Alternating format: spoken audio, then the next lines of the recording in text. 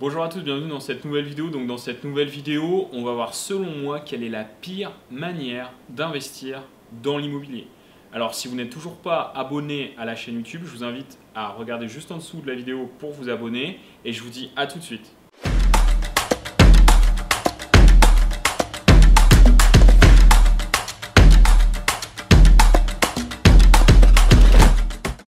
Donc effectivement, aujourd'hui, on va voir vraiment, selon moi, la pire manière d'investir dans l'immobilier pour la bonne et simple raison qu'il y a énormément de personnes qui me contactent, soit qui n'ont toujours pas investi dans l'immobilier, qui commencent seulement un petit peu à s'y intéresser, à se renseigner, et en fait, où des fois je m'arrache un petit peu les cheveux en me disant, mais franchement, si là, dans ces conditions, vous investissez, vous achetez un bien immobilier, vous risquez vraiment de perdre beaucoup d'argent.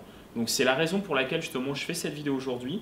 Et si justement vous avez des expériences personnelles ou si vous connaissez des personnes qui ont investi dans l'immobilier et qui ont vraiment fait n'importe quoi et qui se sont plantées, n'hésitez pas donc à me faire part de vos témoignages en commentaire donc dans cette vidéo. Je prendrai le temps justement de lire tous vos commentaires et d'y répondre avec grand plaisir. Alors aujourd'hui, vous voyez, donc du coup, je suis accompagné effectivement du petit paperboard qui est juste ici pour vous montrer un petit peu, selon moi, justement, quelle est la pire manière d'investir dans l'immobilier.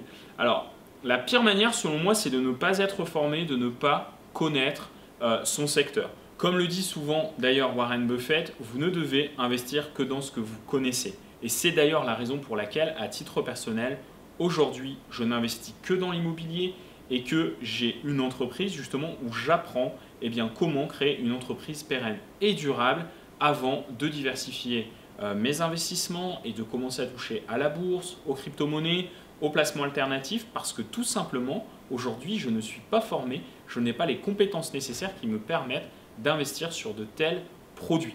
Donc, si vous voulez investir dans l'immobilier, tout simplement, apprenez à investir dans l'immobilier.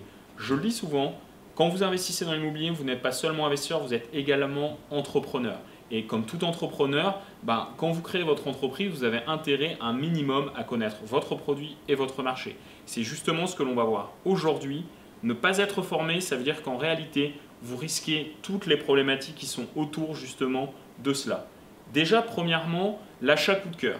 L'achat coup de cœur, c'est vraiment une réelle problématique parce que quand vous êtes investisseur, on n'est pas là pour faire un coup de cœur, on est là pour acheter une machine à cash ou tout du moins acheter un bien immobilier qui va correspondre à votre stratégie d'investissement. Et si vous partez justement de ce que vous connaissez, c'est-à-dire investir dans un bien immobilier pour y vivre et acheter une résidence principale ou une résidence secondaire pour soi, vous n'allez pas réussir à réaliser des coûts immobiliers rentables. Donc ça, c'est vraiment déjà la première chose à éviter. Quand on n'est pas formé, souvent on applique ce que l'on fait quand on a déjà investi dans l'immobilier et pour certains d'entre vous, vous avez peut-être eu la seule expérience dans l'immobilier, l'achat de la résidence principale. Donc déjà, premièrement, faites vraiment attention, un investisseur immobilier rentable n'investit jamais comme dans sa résidence principale et donc n'est pas là pour avoir des coups de cœur. Autre chose également, le manque de connaissances. Le manque de connaissances, c'est vraiment ce qui va vous coûter de l'argent. Pour la petite anecdote, je n'ai jamais autant dépensé d'argent qu'aujourd'hui pour me former continuellement, pour faire fructifier mon business, mon entreprise et pour continuer à développer mes connaissances dans l'immobilier. Donc au final, j'utilise de l'argent pour me former sur moi-même pour encore être plus compétent. Pourquoi ? Parce que cet investissement, en réalité, je le récupère et je le fais vraiment fructifier. Parce que si j'investis 1 000 euros, ça va me faire économiser 10 000 euros en évitant des problèmes. Et c'est justement ce que je vous ai mis ici, le manque de connaissances par exemple dans la négociation. Si vous n'êtes pas en capacité de négocier les biens, vous allez l'acheter soit au prix du marché, voire plus cher que le prix du marché. Donc en réalité, en négociation, vous pouvez gagner plusieurs dizaines de milliers d'euros si vous avez justement les bonnes techniques pour bien négocier. Également, je vous ai mis ici les travaux. L'enveloppe des travaux, si jamais justement vous faites appel à des prestataires peu scrupuleux qui vont vous prendre un acompte et qui ne vont jamais réaliser vos travaux, vous allez perdre encore une fois des dizaines de milliers d'euros. Les entreprises, les partenaires avec qui vous allez travailler pour les travaux, c'est très très important de connaître ce corps de métier pour investir de manière rentable et limiter les risques quand vous investissez dans l'immobilier. Également le choix du bien. Le choix du bien, en réalité, si vous n'êtes pas aguerri en tant qu'investisseur immobilier, vous risquez malheureusement de faire l'acquisition de biens qui ne vont pas du tout vous générer de cash. Donc le manque de connaissances, on l'a vu, peut vous faire perdre des dizaines de milliers d'euros sur plusieurs axe. La banque également est vraiment une problématique quand vous n'êtes pas formé. Parce que ça paraît bête au final d'aller solliciter un prêt en banque. Peut-être que certains d'entre vous, vous avez déjà effectivement sollicité les banques pour faire l'acquisition d'une voiture ou de votre résidence principale et vous vous dites qu'en réalité, faire un prêt à la banque pour faire l'acquisition d'un bien immobilier en tant qu'investisseur, c'est pareil. Détrompez-vous, vous allez devoir effectivement négocier bon nombre de choses supplémentaires. Aujourd'hui, vous n'avez même peut-être pas d'ailleurs conscience et connaissance des choses à négocier avec votre banquier. Et ça, c'est hyper important parce que la banque, c'est également un des secteurs qui va soit vous faire gagner des milliers, voire des dizaines de milliers d'euros, soit vous en faire perdre également des milliers, voire des dizaines de milliers. Je pense notamment à la mauvaise budgétisation de votre budget global. C'est-à-dire que si vous sous-évaluez le budget que vous demandez comme financement à la banque pour votre projet immobilier et qu'en réalité, vous n'avez même pas 1000 euros je dirais, d'excédent sur votre prêt, ça veut dire que lorsque vous allez avoir une chaudière à changer, lorsque vous allez avoir un ballon d'eau chaude, lorsque vous allez avoir des radiateurs, des locataires qui ne vous payent pas vos loyers ou alors une toiture à refaire, comment allez-vous faire si vous n'avez pas anticipé ces dépenses-là? Comment allez-vous faire si vous n'avez pas réfléchi en tant qu'entrepreneur immobilier et qu'au final, vous avez foncé tête baissée sur ce qui, selon moi, est la pire manière d'investir dans l'immobilier, c'est-à-dire foncer tête baissée, sans connaître et en pensant tout savoir. La problématique, elle est quand même celle-ci, c'est que l'immobilier, c'est une profession, c'est un secteur qui est effectivement très dense, où il y a énormément de choses à apprendre.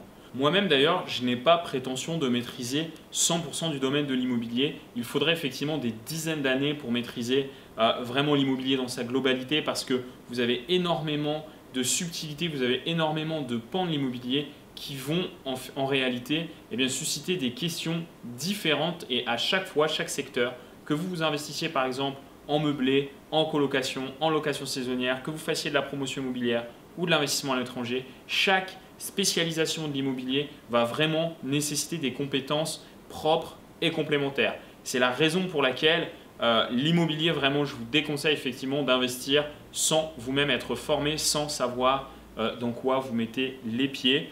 Et pour terminer effectivement sur cette problématique-là, je souhaitais également vous montrer d'autres éléments que vous pourriez omettre de prendre en considération et qui pourraient une fois de plus vous coûter vraiment très cher.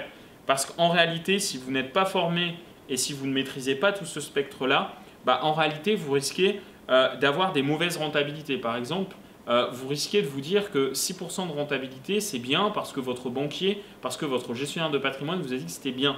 Et en réalité, vous allez vous rendre compte qu'à la fin du mois, avec de tels projets, avec de telles rentabilités, vous allez devoir rajouter de votre argent tous les mois, à la fin de chaque mois du coup, pour rembourser votre prêt et payer vos charges. Et du coup, vous allez faire un investissement qui va vous coûter de l'argent tous les mois. Et ça, nous, en tant qu'investisseurs ultra rentables, ce n'est absolument pas ce qu'on souhaite. Quand vous allez choisir le bien, vous n'allez peut-être pas être très vigilant à l'emplacement. Peut-être également que vous ne connaissez pas forcément votre marché. Et ça, vous voyez, c'est des choses justement qui peuvent être problématiques, notamment pour la liquidité de votre bien. C'est-à-dire que peut-être que si vous n'avez pas anticipé ces questions-là, vous aurez du mal à revendre et à valoriser votre bien lorsque vous souhaiterez récupérer de l'argent pour, par exemple, faire d'autres investissements et donc penser à la revente de votre bien. Également, avoir ce que l'on appelle un cash flow négatif, comme je le stipule ici.